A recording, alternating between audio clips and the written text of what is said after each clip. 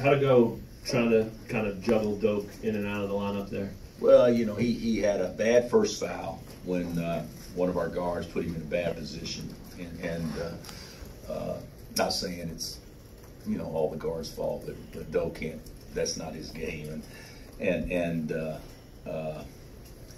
I thought he actually did okay. I think he lost some aggressiveness when he got in foul trouble defensively. He didn't rebound the ball like he was, but overall, I mean, it's very obvious we're not the same team with him not in the game. We need him in the game, and we, you know, I thought we could play Tristan at the 5, and that didn't work out. So we were just out there. That lineup that played without him for 12 minutes or whatever, we never been on the court together at the same time. So we did enough good things to win, but certainly it wasn't the prettiest. And I'm not leaving out here elated in any other way other than that we just won the game.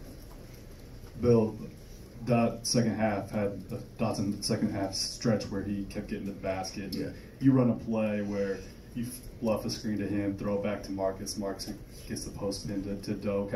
How much better are your guys getting at just finding Doak and then I mean, what do you? I thought the first half. I mean, I sensed Doak's frustration. I thought he was open.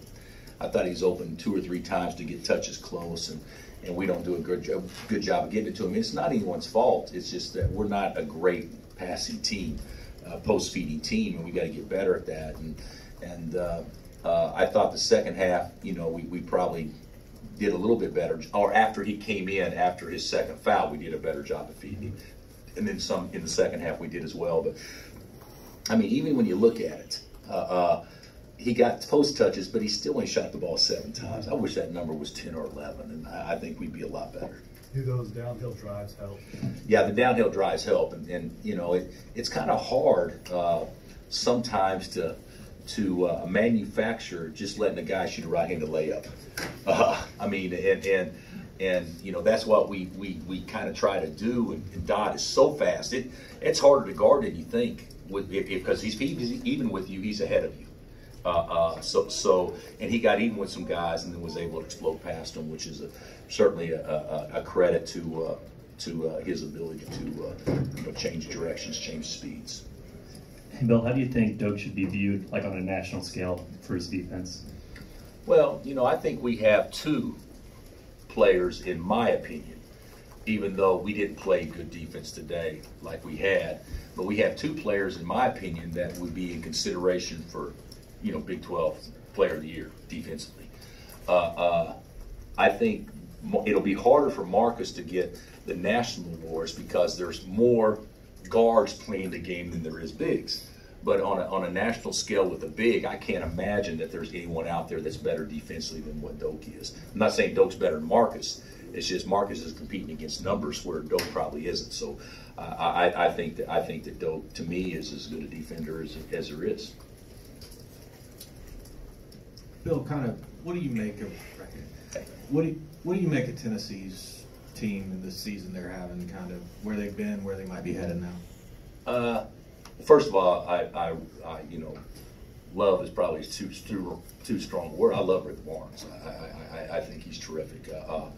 I've always loved competing against Rick's teams.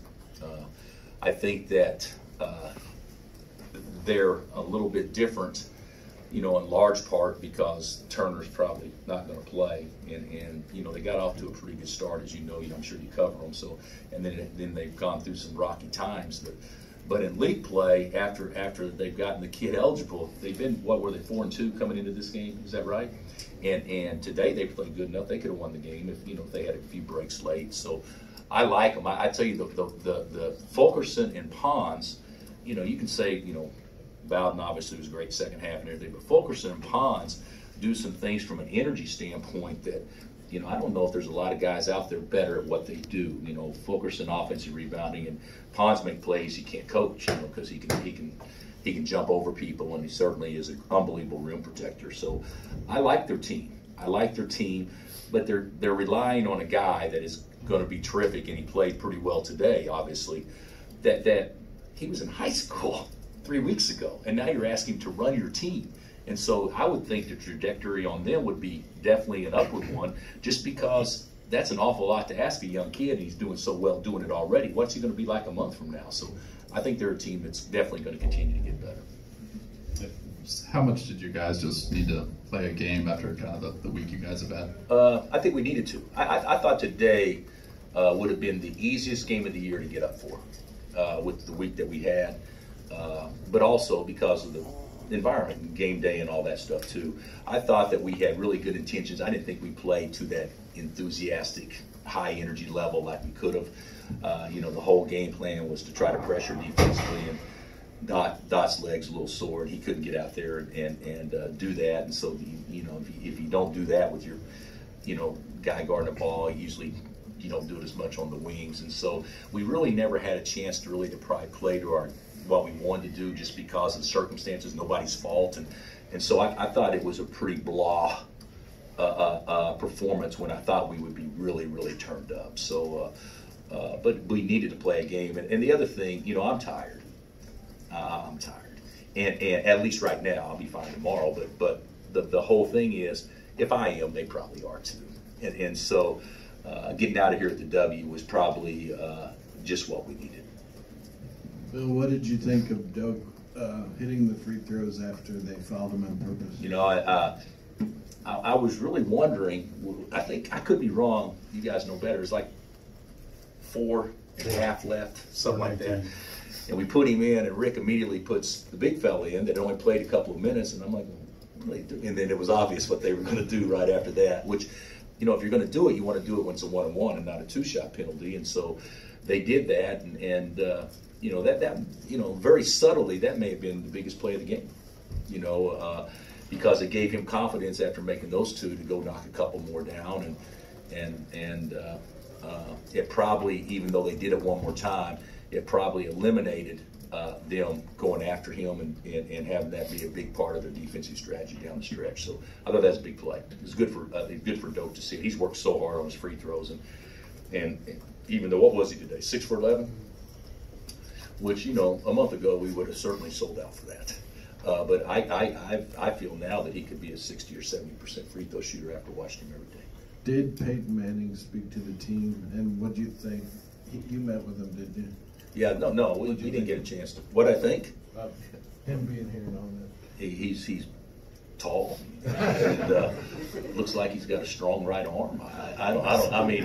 The thing you know, everybody, how can you not be a fan just from his personality? Because he's a guy that, you know, he can make fun of himself, and yet he's still the coolest dude around. And I've always find that such an admirable trait.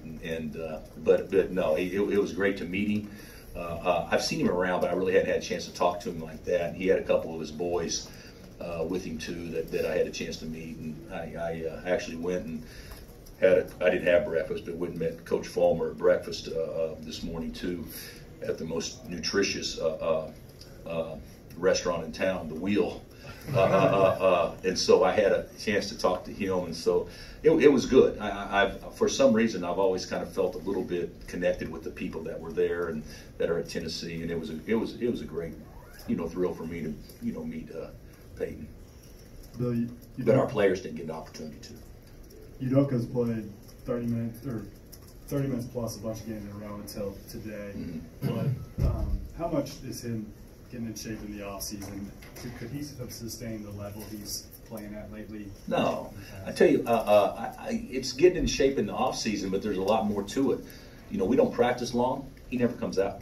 I mean, it's like, hey, go take a blow. No, I don't need to. I got to run. You know, so even though he's seen the benefit of what conditioning can do. So and the thing about it is, it's at least if you've never been in great shape, you don't know what great shape is. And so you get to the point saying, no, I'm good enough. I can do this. And then when you really can push yourself and do things that your body didn't think you could, or your mind didn't think your body could do, I think it plays obviously a big role in his confidence and everything like that. So yeah, he's worked his tail off. I mean, all our guys have worked hard, but certainly none has worked harder than Doak on putting himself to be the best version of he could possibly be.